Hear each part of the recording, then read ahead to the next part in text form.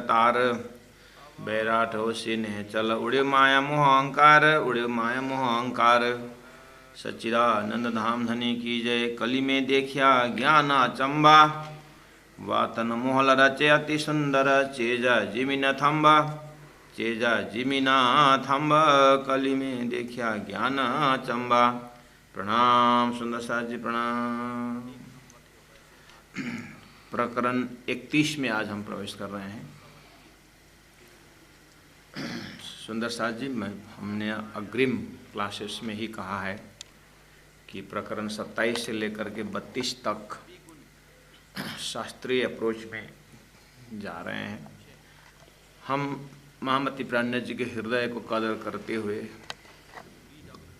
उनके हृदय को, भाव को अपने मन मस्तिष्क में श्रद्धा और प्रेम पूर्ण दर्शन करें। महामती प्राज्ञ जी अपने सद्गुरु का ज्ञान, तारतम ज्ञान, उस इलम लुदनी दिव्य परम धाम का संदेश को लेते हुए जब प्रचार प्रसार में निकलते हैं तो धरती में सृष्टि के शुरू से ही ज्ञान है। लौकिक ज्ञान है, परलौकिक ज्ञान है, ब्रह्म तत्व का ज्ञान है, अखंड ज्ञान है। सबका सार वेद है। वेद ही वेद भगवान कहा जाता है। उसके बाद उपनिषद है, पुराण है। ये सारी बातें महामती प्राज्ञ जी ने उन वेदों का कुछ नहीं, वेदों के लिए प्राज्ञ कोई कंप्लेन नहीं, लेकिन उस ऋषियों ने दिया जो मंत्र की जो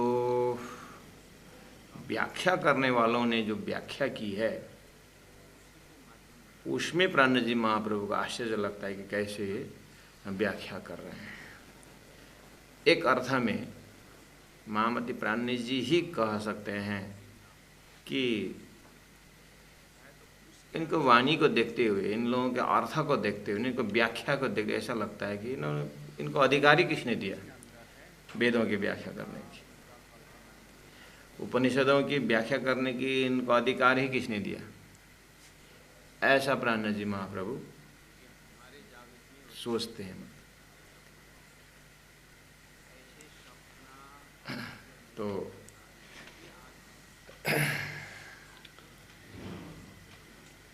कली में देखे ज्ञान अचंबा।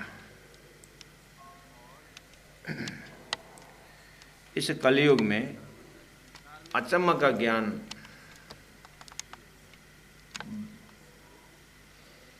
देखने में, सुनने में आया करके बोलते हैं। कली में देखे ज्ञान अचंबा। सुंदर साथ जी, इस तरह इसका प्रत्येक प्रकरण जो है, एक बार तो हमने सीक्वेंस की बात की, प्रत्येक प्रकरण हम स्वतंत्र दिमाग से, जब भी हम मदल में बैठेंगे खाली दिमाग लेकर के बैठे, खाली दिमाग लेकर के बैठे तो प्राज्ञ जी कुछ, हालांकि कुछ कुछ समझ गए जैसा लगता है, लेकिन फिर भी उस समझ को हम उस समय में खाली करके फिर प्राज्ञ जी को जितने बार प्राज्ञ जी बोलेंगे हम उतने बार नया जोश, नया जांगर लेकर के, नए हिम्मत लेकर के श्रवण करेंगे तो उसका लज्जत कुछ अलग ही होता है। प्राज्ञ जी महाप्रभु एक ही प्रसंग को बार बार समझा करके ये दर्शाना चाहते हैं कि ज्ञान स्वरूप हो जाओ, मतलब ज्ञान सुनते सुनते ज्ञान स्वरूप हो जाओ। इसलिए उसी प्रसंग को बार बार प्राज्ञ जी जोड़ देते हैं। जैसे कोई लोग बोलते हैं भागवत सभी का समझ में आता है, लेकिन जब ये प्रणामी वक्ता, ये प्रणामी बैनर से जो वक्ता भागवत करते हैं, थोड़ा कुछ आगे बढ़ने के बाद समझ में नहीं आता है कि क्या बोलते हैं करके बोलते हैं। हमारे यहाँ रायगढ़ में हमने 2-3 बार 12-15 गांव को इकट्ठा करके हमने भागवत करवाई यहाँ पर कोपिला कुंज जी माता जी का, और रामायण भी हमने करवाई, हम करवाते रहते हैं साल में 1 बार 2 बार। तो गांव वाले ही ऑर्गेनाइजर बना देते हैं सारा, हम अपना माइक है, अपना ही सारा है लेफ्ट सामग्री, लेकिन नाम उनको हम देते हैं ताकि इन्वॉल्वमेंट हो जाए। तो एक एक दिन का प्रसाद लिखवा देते हैं, आए तो ठीक है, नहीं तो अपना प्रसाद स्टैंड बाई तो होता ही है। तो वो लोग पहले साल बहुत जुट गए, दूसरे तीसरे में हम बुलाने गए, आएंगे जरूर गुरु महाराज, लेकिन आपका ध्रुव प्रहलाद तक तो समझ में आता है, स्वर्ग वैकुंठ भगवान नारायण तक तो आता है, उसके बाद आप लोग किधर जाते हो पता ही नहीं चलता है बोलते। उसके बाद आप लोग कहाँ जाते हो, ये क्या है, वो समझ में नहीं आता है। तो बताइए ना क्या समझ में नहीं आया, वो नाम ही कभी नहीं सुना है तो कैसे याद रहेगा बोलते। अच्छा क्या समझ में नहीं आया, अक्षर समझ में नहीं आया, पता नहीं अक्षर बोलते क्या बोलते, नारायण तक समझ में आता है, विष्णु तक समझ में आता है, आगे समझ में नहीं आता है। तो अब ये लोग क्या बोलेंगे, ये लोग हमें क्या बोलेंगे, रायगढ़ में एक मंदिर, आप रायगढ़ में एक साधनालय है, इन लोगों का ज्ञान अचंबा, वो भी बोलेंगे कली में देखे ज्ञान अचंबा, पता नहीं विष्णुदेव ब्रह्म कहाँ जाते हैं, ज्ञान अचंबा, ये भी ये सेंटेंस प्रयोग करेंगे। हाँ, अचंबा का ज्ञान देखिए, अक्षर उत्तम पुरुष बोलते हैं क्या। इसीलिए सुंदर सा जी प्राणनाथ जी महाप्रभु का जो शब्द है ना, एकदम शास्त्रीय अनुसंधान में एकदम हाई उसमें है, ये हाई क्वालिटी में ये प्राणनाथ जी के सामने में ना है शंकराचार्य, वल्लभाचार्य से भी आगे ब्रह्मा विष्णु महेश ही सामने में। हेलो ब्रह्मा विष्णु महेश, कली में देखे ज्ञान अचंबा, वहाँ संबोधन करते हैं। बात न मोहल रचे अति सुंदर, शब्द बहुत सुंदर प्रयोग किए हैं, लेकिन जिसका चेजा जिमिन थम, न जिसका छत है, न जिसका फाउंड जिमिन मतलब नींव का न फाउंडेशन है, न जमीन है, न थम, वही है। क्योंकि यहाँ शब्द बात न मोहल, मोहल मतलब घर, बातों का महल रचे, तो बातों का महल होने के कारण उसका जो महल खड़ा करने के लिए क्या चाहिए, फाउंडेशन चाहिए, और जमीन चाहिए, है ना, घर बनाए थंब चाहिए। तो बातों का महल ऐसा बनाते हैं कि न उसमें जमीन है न कुछ, इसका मतलब बातों का कोई आधार नहीं है। ऐसा इन लोगों ने जो बात रखे उसका कोई न आधार है। सपोज मान लीजिए बातों में उन्होंने ब्रह्म खड़ा किया, ठीक है, बातों में ब्रह्म खड़ा किया, अब ब्रह्म का स्वरूप बताइए, बोलेंगे तो निराकार बोलेंगे, और निराकार का न थंब है, निराकार बोलने का तो बात दिखा ना, कहाँ ब्रह्म, ब्रह्म स्वरूप बोलते हैं, और ब्रह्म स्वरूप का न धाम है, और धाम तो निराकार बोलते, तो निराकार बोलने के बाद तो कुछ तो नहीं रहा, फिर ब्रह्म स्वरूप कैसे अंदाज करें। तो ऐसे ही उनके ज्ञान का मैं प्राणनाथ जी बोले मैं सुनता हूँ, कोई आधार ही नहीं। इस तरह से स्वामी जी प्रवेश होते हैं प्रसंग में। तो आइए, इसीलिए आप हम सर्वप्रथम इस प्रकरण को कहाँ से प्राणनाथ जी खड़े होकर बोल रहे हैं उसको पहला पकड़ें। मैंने पहले ही बोला हूँ सुंदर शाह जी, हर प्रकरण को एक खाली दिमाग से, नया दिमाग से पकड़े, नया चीज समझ करके पकड़े। तो ये कहाँ खड़े होकर के बोल रहे हैं, आपको वही उदाहरण लेना, अपने में घटाएंगे तो निंद्रा का उदाहरण लेना। और आप साथी दोनों बैठे हैं, दोनों बैठे बैठे अपने साथी सो गया, साथी सो गया और आप सोए नहीं हैं, तो वो निंद्रा में चला गया। और निंद्रा में चले जाने के बाद अब बढ़िया प्रवचन देने लगा वो। अब प्रवचन दे रहा है वो, उस जागृत में तो नहीं, वो सपना में कहाँ पहुँचा और लेक्चर देना शुरू कर दिया। और सोया हुआ जो साथी है वो ध्यान से सुनेगा तो एक दो शब्द तो समझ में आएगा, लेकिन समझ आएंगे कि ये निंद्रा में बोल रहा है, हाँ ये सपना में बोल रहा है करके आपको पता चल जाएगा। तो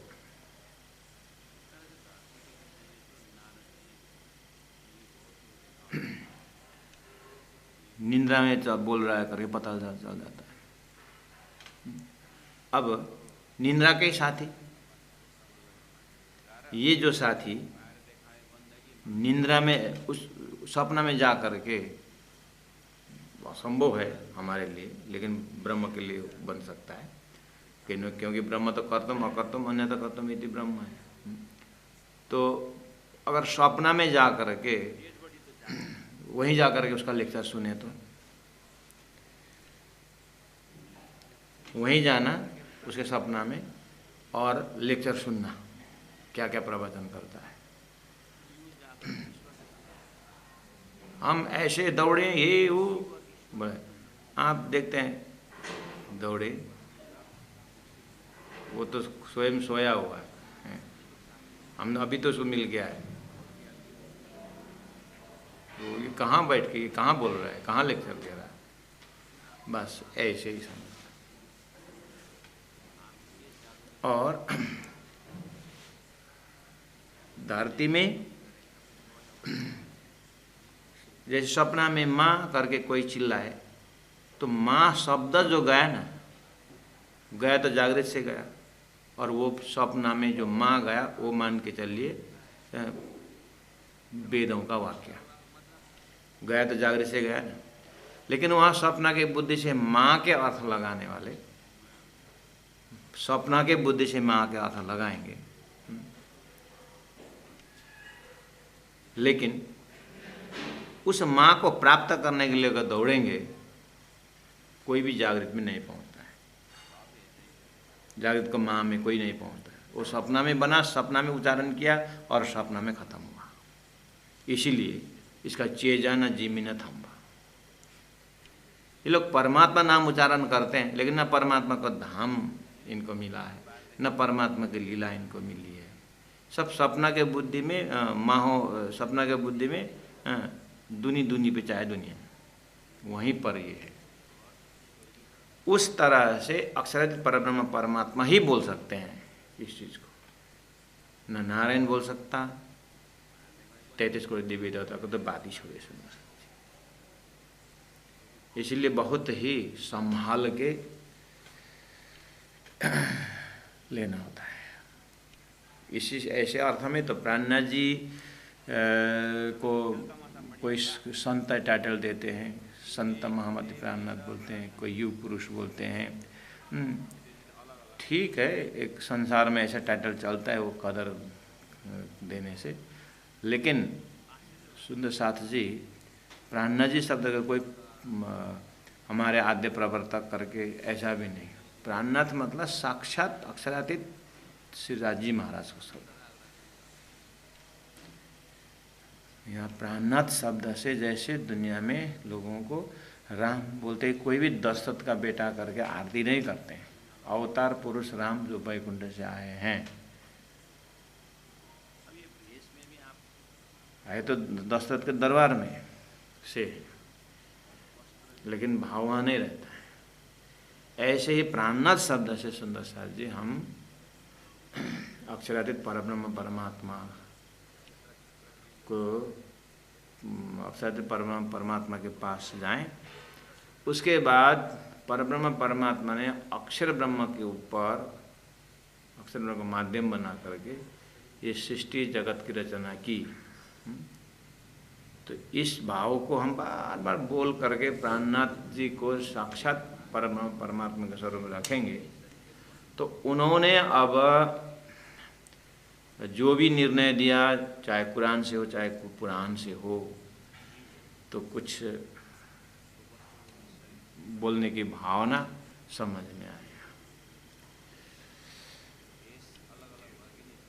ठीक है, तो वो परमात्मा स्वरूप महामती प्राणनाथ जी ज्ञान देते हैं, बोल रहे हैं कि कली में देखिए ज्ञान अचंबा, बातन मोहल रचे अति सुंदर। बातों का बहुत सुंदर सेंटेंस है, वाक्य है, शब्द भी बहुत बढ़िया बढ़िया है, लेकिन उसका चेजा फाउंडेशन स्टोन भी नहीं है, आधार भी नहीं है, और ज़मीन वहाँ पर कुछ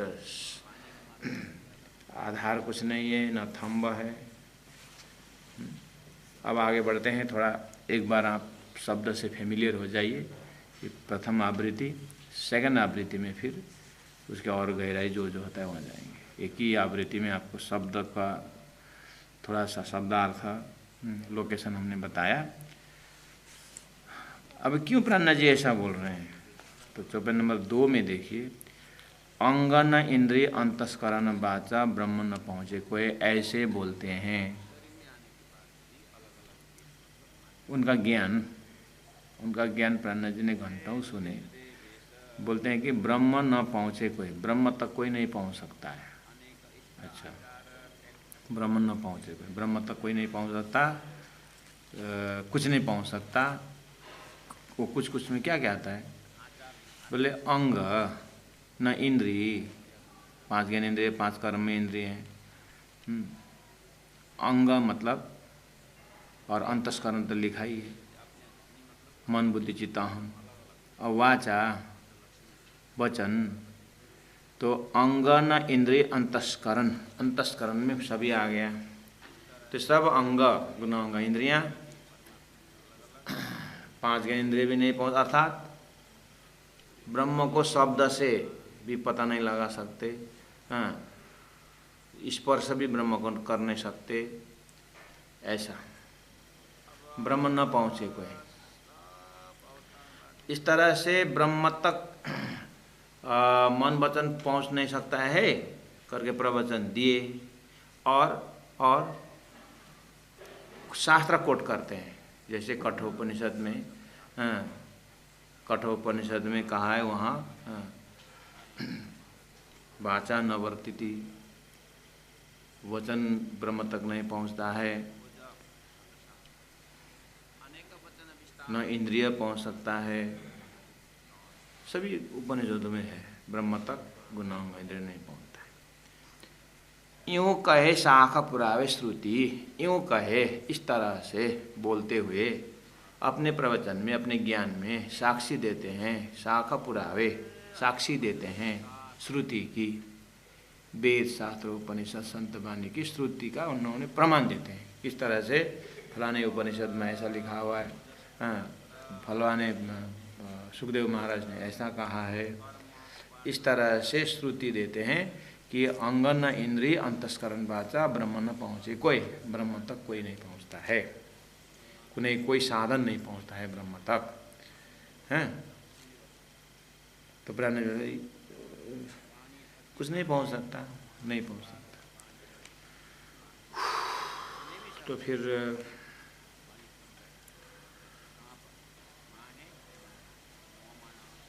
कली में देखे ज्ञान अचंबा, बातन मोहल रचे अति सुंदर। प्रवचन तो बहुत बढ़िया है,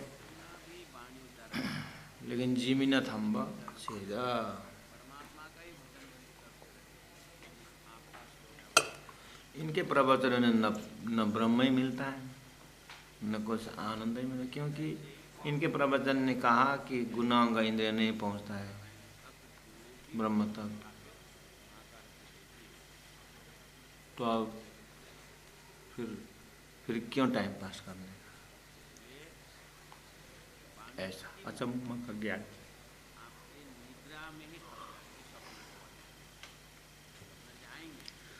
एक महात्मा जी ने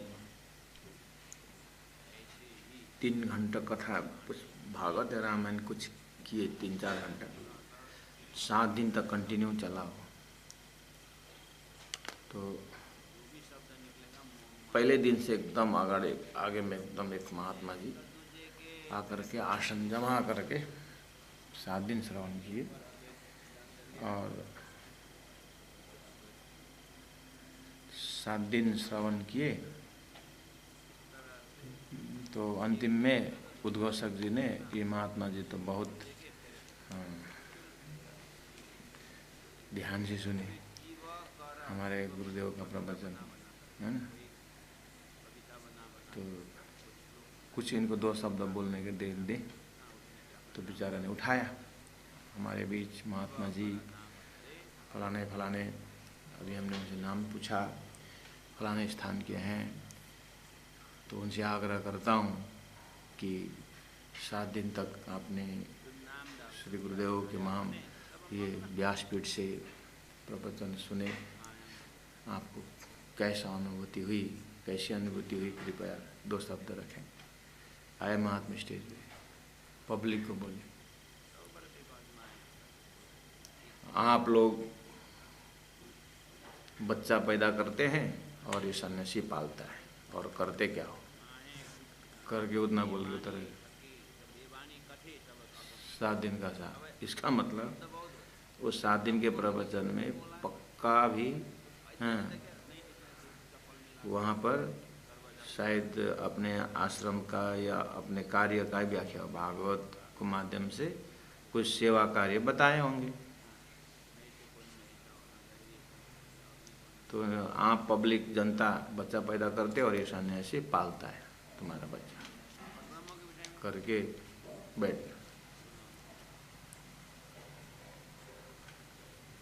तो ऐसे ही परब्रह्म परमात्मा के आसन से देखा जाए, ये धरती में कोई साकार ब्रह्म की बातें, कोई निराकार ब्रह्म की बातें कर रहे हैं, कोई निर्णय नहीं दे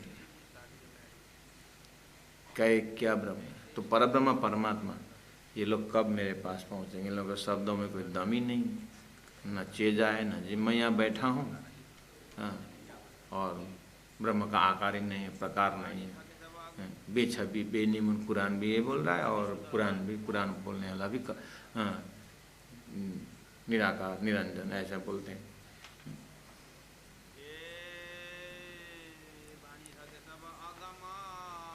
जैसे वो बहू ने भिक्षुक को जवाब दी थी ना कि बेटा तुम कितने साल के हो गई, मैं तो 20 साल की हो गई। ससुर ऊपर बैठे बरामदा में, एक बहू ऊपर, नीचे भिक्षुक आया, बहू और भिक्षुक के बीच में बात सुन रहा है ऊपर। तो तुम्हारा पति कितने साल के हो गए, वो तो 15 साल के। ससुर बरामदा से नीचे देखता है, ये बहू के पागल हो गए, स्वयं 20, उसके पति मेरा बेटा 25 साल का है, वो बोलते 15 साल। तो पूछ ही लिया फिर सासू माँ, वो 10 साल की है। ससुर तो और आश्चर्य है, फिर आपके ससुर वो तो पैदा हुए नहीं, आप तो रहा नहीं गया। बात तो बहुत सुंदर है, भिक्षुक पूछ रहा है, बहू उत्तर दे रही है, बात न मोहल रच अति सुंदर है, लेकिन ससुर के दिमाग में न चेजा न जिमिनी था, ये क्या बकबक कर रही है, इसका कुछ आधार ही नहीं है।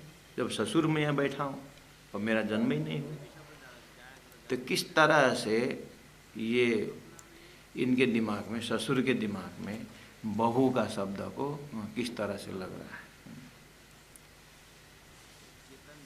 कुछ आधार ही कुछ है नहीं। बात तो बहुत सुंदर कर रहे नहीं कर रहे, जैसे ससुर को ऐसा लग रहा है, लेकिन उदाहरण में थोड़ा सा फर्क है, सुंदर है, ध्यान देना।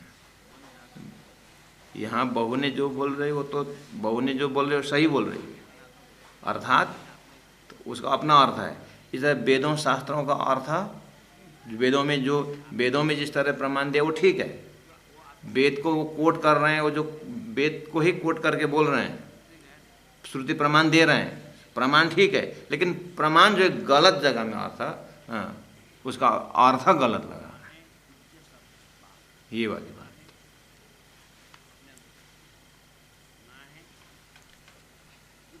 तो बातों तो बहुत सुंदर, लेकिन उसका कोई अर्थ नहीं निकलता है। अंगना इंद्रिय अंतस, अब 10 प्रमाण दे दिए, 2 नंबर चौपाई में आ गया। अब ध्यान से सुनना, अंगना इंद्रिय अंतस्करण बात ब्रह्म न पहुंचे कोई, मतलब ब्रह्म तक मेन सेंटेंस है ये, ब्रह्म न पहुंचे, ब्रह्म तक कोई नहीं पहुंचता है, कुछ नहीं पहुंचता है, न अंग इंद्रिय पहुंचता है, न अंतस्करण पहुंचता है, न वचन पहुंचता है। यूँ कहे शाख पुरावे श्रुति।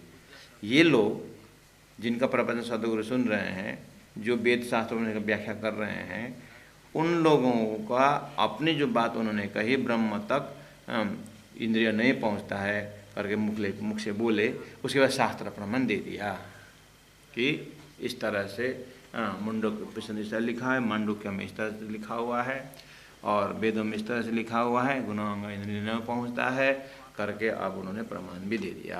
प्रमाण शास्त्रों का है, प्राणी उसको खंडन नहीं कर रहे हैं, लेकिन ये प्रमाण कहाँ किस तरह से कब की बात है करके ये व्याख्या नहीं है, सीधे सीधे उन्होंने अर्थ कर दिया।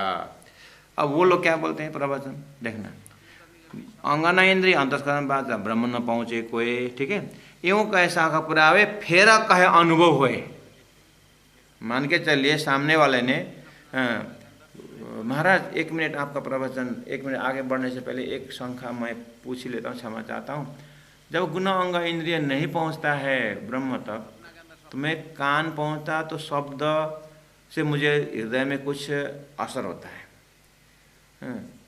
मेरे हृदय में एक प्रकार का जो आकार लेता है वो शब्द से आता है, या तो स्पर्श से मुझे ज्ञान होता है, या मेरे आँख से रूप देखता हूँ तो मेरे हृदय में है।